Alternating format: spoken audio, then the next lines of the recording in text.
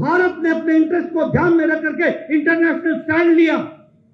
और जब हमारे बच्चे वहां फंसे थे तो अकेले प्रधानमंत्री थे जिसने पुतिन से भी बात की, जेलेंस्की से भी बात की, दोनों को बात करके युद्ध रुकवा करके 22,000 बच्चों को वापस स्वदेश लेकर के आए, सुरक्षित लेकर के आए। ये भी हमने देखा।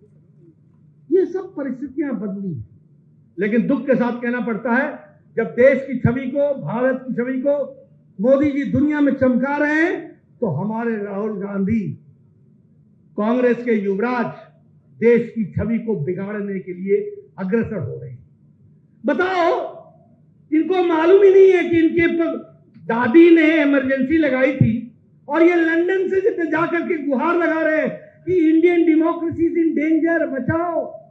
अरे वो बचाएंगे जिन्होंने हमारे ऊपर 200 साल राज किया, और तुम बचाओगे जिसकी दादी ने इमरजेंसी लगा दी।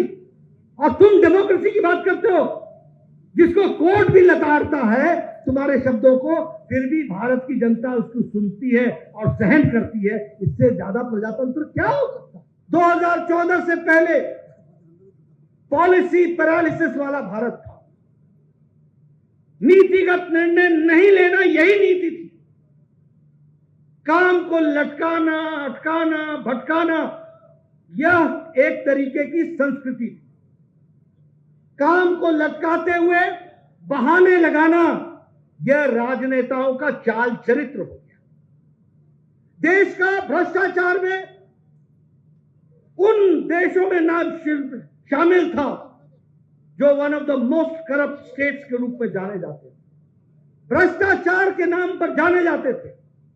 भारत का नाम उसमें भी अंकित।